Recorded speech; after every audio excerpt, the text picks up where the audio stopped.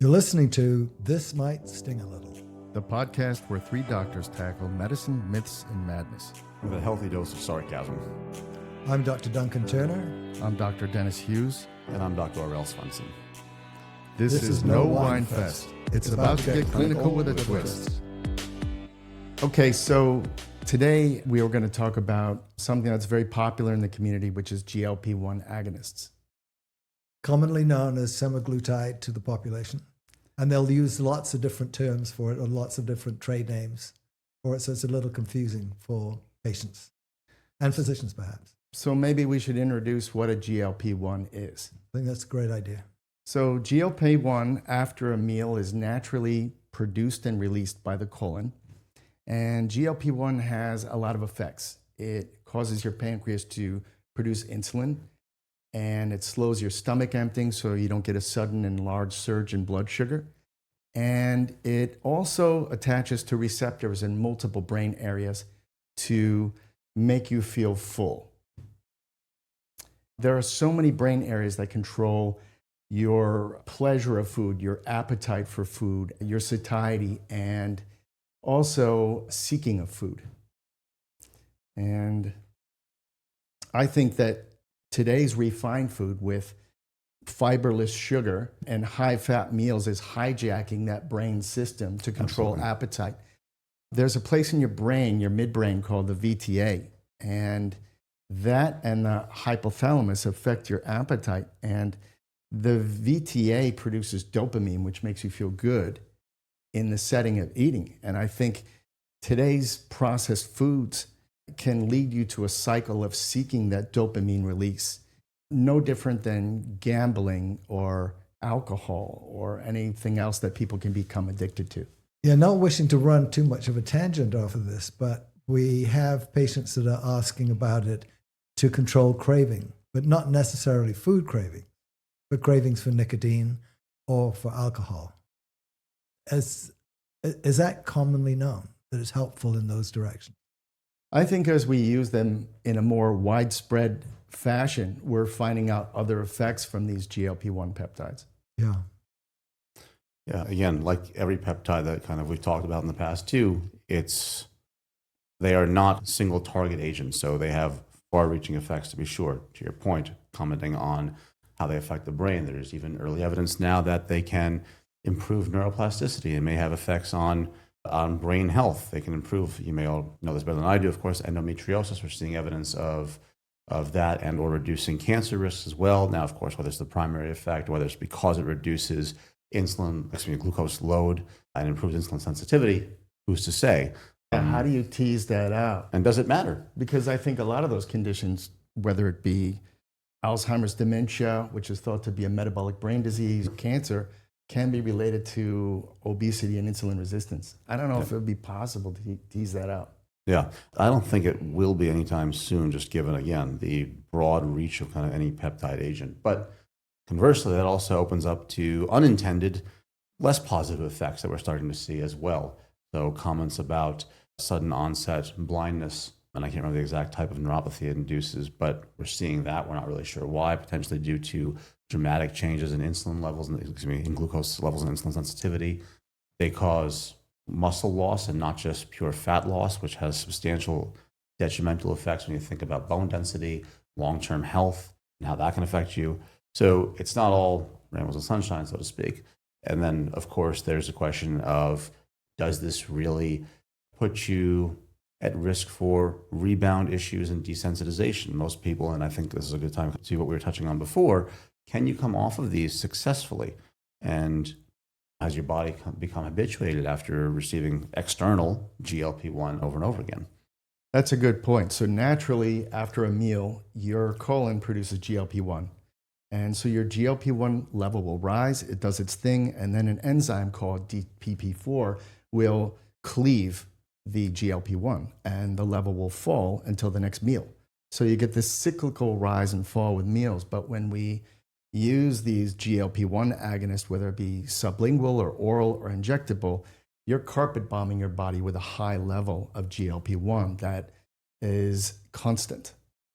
And You weigh the things. It's not natural for GLP-1 to be high for that All the long. time. Right. Yet it's making people lose weight, and their diabetes is improving, their non-alcoholic fatty liver disease is improving, and so on. I don't know. I don't think anybody does yet. Pros and cons, but I don't know that everybody needs to be on these drugs for the permanent term. There is a pretty high risk of regaining weight. Apparently about 2/3 of people who go off these drugs after a while will regain their weight. Maybe we should taper them off slowly. But do you think that's what it is, or do you think it's a classic, let's be frank, American kind of cheat code mentality without making the lifestyle changes Right. to get these to stick? Just because you're taking the GLP-1s and you lose some weight without changing your diet, improving your exercise, building muscle mass, or potentially even worse, losing muscle mass in the process, you haven't really made the lifestyle changes yet. Yes, Well, the way to start things off. but yes, does it it's stick? an easy way out. That's Right. what a lot of people are saying. Yes, it's expensive, and yes, it's an injection, Yep. but it's basically easy, and people don't feel hungry, they don't miss food, and they lose weight. Right. And so when they come off, those things are going to go away. They're going to get cravings back, they're going to get hunger back. And so it's when patients ask me about coming off, I say you have to do it cautiously. You have to be, you need to learn from what you've been doing and the way that you're eating so that you don't gain that weight back, because it'll come back just quickly if you do the wrong things. Yeah. You eat too much. It's complicated. It's habits, it's processed foods, it's availability of food. It's because you release dopamine in your brain when you eat. Imagine you're depressed, you're anxious, you're lonely. Eating food bursts your dopamine, makes you feel better. And once you become obese, those cells have a memory and they want to stay plump. Yep. And I think it's just very complicated. I think once you become obese, it is a lifelong struggle for many people to keep that weight off. And I wonder, to your point, I think that you were raising, I wonder if there's some diminishing response to the drug after a while. People lose weight. It's always easy to lose those first pounds, and it gets to be a struggle to lose the remaining pounds. Is one of the reasons that the receptor to the GLP-1 peptide is down-regulating its response. It makes sense that it would. I have no evidence for that. I'm just speculating. No, totally understand. Again, that goes to this entire peptide landscape of, it's still pretty new. GLP-1s have been around for a while, going back to about 2005, I think, when they first broke into the market. But they've made a resurgence now, clearly, outside of the diabetes use case. But yeah, what you just proposed makes total sense. Your body says this is way too much GLP-1 all the darn time.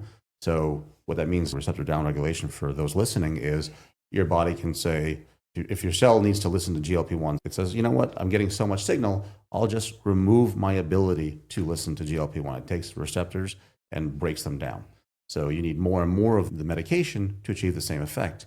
Then what happens when you pull your artificial source of the medication away? Now you've downregulated your receptor. So not only are you potentially producing less naturally, you're less responsive to the natural amount you have left over. Again, to your point, lots of theory around this. We don't really know. We don't have 30 years of data here yet to figure out, what does this look like? What does this mean? What does it mean if you reduce substantial amounts of muscle mass? And how's that going to affect you in the long term as it pertains to metabolic syndromes and sensitivities as well? Recently, I started advising my patients who have lost a lot of weight on these drugs is to take little holidays off the drug and see what happens. Remember, we have these brain circuits. So if you have been eating badly, too much, the wrong food, and you've got this cycle of reward and pleasure seeking of food, maybe if you break that cycle, then that circuit has been cut. I would say that it's somewhat even simpler than that would be my initial suspicion. One, yes, there is a theory that your stomach can shrink down a bit if you've been overeating, but if you're somebody who's only looking to lose 5 to 10 pounds, let's use the alcoholism analogy. I've got to cut my nightly drink from 3 to 1, or just stop drinking on Fridays, I only want to drink on Saturdays. That's not a hard hurdle compared to, I drink 5 drinks every single night after work, and this is my routine for the past 30 years. Those are two very different people. One is very primed from a lifestyle perspective to make the small changes so that the medication is, okay, I got to be super conscious of my eating. I'll eat a little slower. I'm more aware of what I did. Fine, they're teed up for success already from if they're already just looking for those 5 or 10 pounds. Again, very different from somebody who's massively overweight, has to lose quite a bit, and has to make huge lifestyle changes. I don't exercise ever, and I've got 30 pounds to lose, and my breakfast starts off with 3 donuts kind of thing. I'm being dramatic, but again, for the sake of, right, how to think that through. I would say both alcohol and food, especially today's processed food, are addictive substances. Right. Yeah, absolutely. I think the response to these drugs is going to be different for everybody, and you just have to do trial and error with your patients and figure it out as you go along. I don't think there's any set program for everybody. Agreed. And I think encouraging people to come off rather than stay on a low dose and just keep it there for a while. It seems to me that just having them absorb the lifestyle changes that are being forced upon them by taking the medication, smaller frequent meals, because if they don't do that, if they eat large meals, they're going to regret it. Yep. It's very uncomfortable. That's the most significant side effect of this for patients is bloating and abdominal cramping among the non-serious side effects. I think it's probably a good idea just to really be, if a patient says they want to use 5 or 10 pounds, well, when they get there, okay, that's enough. Yep. You don't need this anymore. Okay, just see how it goes and give your body a break now, and perhaps as Karen was saying, to reset it. Yep. It might be because I don't think we're doing that as physicians at this point. We're listening to how the patients want to do it. We're letting them make a lot of the decisions. Yes, the decisions need to be patient, but they can have guidance. And maybe the better guidance is do this for a while. Yep. But you're going to come off. Rather than say, I don't know what's going to happen. I think part of the responsibility for obesity starts with parents, because once you let your child drink Mountain Dews and sodas, and I'm not talking about in the early 1900s where people drank a tiny bottle of Coke and they had it once every week. I was in the supermarket yesterday and I saw this lady pile up her cart with nothing but Rice Krispie treats and cereal and garbage. Once you allow your child to become obese, that is likely to be a lifelong struggle. The records for the early 1900s weren't that great, but it's probably accurate to say that there was less than 10% obesity up until 1950 or so. And starting in 1960s, the obesity prevalence was about 14%. It's now 42%. That would argue that we're not genetically programmed to be obese. Yeah. About 42. And then there's the severely obese as well, but it's just rising and rising. I think it's just the times and the food we're eating, the quantity, the quality. That timing is hand in hand with the standard American diet, when carbohydrates were pushed so hard as the basic food. Yep. And is it just coincidence that obesity became more of a prevalent disease?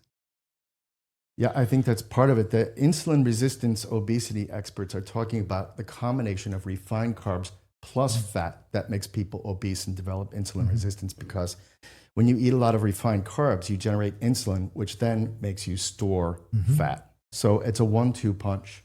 Yeah. And to say nothing of what they call the hidden sugars, the high fructose corn syrup in your bread. Like, why? Yeah. But to your point, that gives you, even if you don't taste sugar, it gives your body the same response to sugar, which jacks your dopamine system and makes you crave more simple carbs.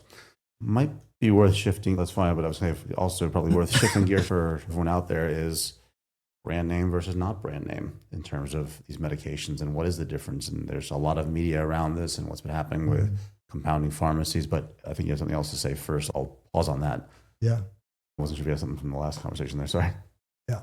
There was I won't mention this place by name, but there is a restaurant in proximity to us where one of our patients was working. And we were saying how popular this restaurant was. And this employee of the restaurant said, they add sugar to everything there. Wow. And it was Interesting. could be true. Again, That's it would work. yeah. Pizza's the ideal thing, really, for people addicted to good tasting carbs and fats. Yep. Yeah, but again, there's the American version versus the European American version. What we eat here is it's Right. just different, unfortunately, and it's Yeah. not to our benefit by and large. But that'll get us way off topic with respect to food additives and everything else. That's a whole conversation unto itself, to say the least. Yeah. What about the use of these medications as troches or gummies or orally in some way, shape, or form? They're not as bioavailable because the liver breaks them down. So Rybelsus, which is an oral form of Ozempic, Yeah. is not as effective as Ozempic. There's a pharmacy nearby that compounds sublingual under the tongue glutide, which is more effective than the Rybelsus. There's a new one coming out. It's not out yet, but it's an oral GLP-1 agonist that is more bioavailable. It is a non-peptide, smaller molecule that's better absorbed. But the average weight loss with that one is 14%, which is a lot less than you would get with tirzepatide, which is Mounjaro or Zepbound, which can make you on average lose 23% of your body weight or so. Yep. But for people that don't want to inject, if the pill's easier, and I don't think everybody needs to lose 5 pounds a week. If people lose 1 pound a week, it's a long-term goal here. Yep. Yeah, no, it's a challenge in terms of going back to what we've been saying earlier with respect to individualizing it. You don't get as much individual control when you're doing sublingual or when you're doing oral because you don't have the fine tuning. The same dose that you take, the exact same dose you take this week and next week while losing weight and changing your gut microbiome and maybe drinking less or any number of other things is going to give you a different effect. We're not fine tuning that dose control that same way. That doesn't mean it's a problem because to your point, losing some weight can be sufficient, Right. and compliance is more important. Exactly. So, yeah. One subject that's come up in this chat right now is the risk that with any diet, any significant weight loss is associated with loss of muscle mass. Yes. And it's not addressed satisfactorily generally, but it really is something to pay attention to. And we have ways of determining one's muscle mass non-invasively and actually not very expensively either. Most practitioners don't have that sophisticated equipment in their office, but it can be done at a radiology department.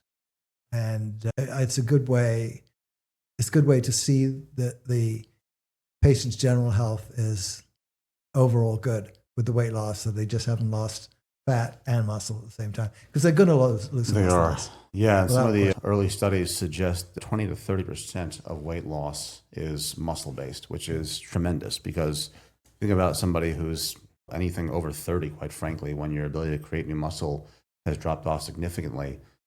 You know, once you lose that muscle, it's gone. It's going to be extraordinarily difficult to get back. And then you're at higher risk for osteoporosis, osteopenia, hip fractures, all that stuff. And of course, you're actually more at risk for metabolic syndrome because muscle is a huge agent for storing glucose. So losing that is substantially detrimental. But there's a few ways around it, or at least to track and be aggressive about it. Top of mind is, of course, a high protein diet. Easier said than done as you're trying to cut back on what you're eating and everything else. Others include adding other class of peptides, and those growth hormone releasing hormone peptides that can help you gain muscle mass, but that's dependent on you hitting the gym to put on that muscle mass. Right. So you can't just take that and magically not worry about it. Nice So, idea. right. Yeah, exactly. You mean we really have to exercise as well? Right. It's like whey protein. It'll help, but you got to go do something about it. So the GLP-1 agonists like Ozempic or Zepbound, they're once a week, and there's a new one coming out that's going to be an injectable once a month. It's got a very long half-life. But what's your experience with acceptance of these peptides where you have to inject them at least Monday through Friday? I have, my patients by and large have minimal to no issues with it. However, there's two statements there, I think, to unpack. The first is self-selection. Most people who are coming to me to talk about peptides already know they're going to have to inject themselves. So they've already cleared that mental hurdle before they talk to me about it. I have no idea how many gave it thought and never showed up. The second is it's usually not as scary as you think it is with respect to once you get in there. Okay, it's an insulin needle. It is tiny. There are literally millions of people who had to do this for decades to stay alive. So it is very overcomable from that perspective. You can do a lot of ice in the area to help the skin, or a little lidocaine spray beforehand. So there's a lot of ways to work around it. But again, no idea how many have kind of self-selected out of even that conversation because of a needle phobia. Do you know if it's required to inject every night because you're trying to mimic the normal pulsatile secretion at night? You're talking specifically the growth hormone. Yeah. Yes, exactly right. Okay. Yep.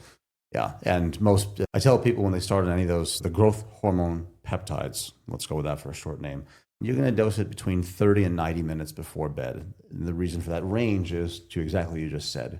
You're trying to match the normal growth hormone release that happens at night. If you don't match it, it tends to disrupt your sleep. So you don't get the full effect of it on top of that, because losing sleep, of course, that's detrimental to gaining muscle. But it's not rocket science, so to speak. If you have a decent sleep routine, you'll tie it up, or you'll clue into the exact time for yourself pretty quickly. My understanding is it helps give you good sleep. It does if you get it timed right. If you don't, it will wake you up in the middle of the night. Yeah. Yeah, so again, depending on the person, about 30 to 90 minutes is a rough guideline of where we'll start off with before you get into bed. Somewhere in there is when you'll normally see your spike. And that, of course, depends on when you hit certain stages of deep sleep, et cetera, but everybody's individual. And again, if you are far off on your sleep routines, not so great. I often tell people, look, if you're going to be traveling and changing time zones frequently, take a break from it for a little while till you're back on a normal schedule. It's probably not going to be the easiest thing to dose correctly. I think that what we've done right now is realize that we need another podcast on peptides and growth hormone. For sure.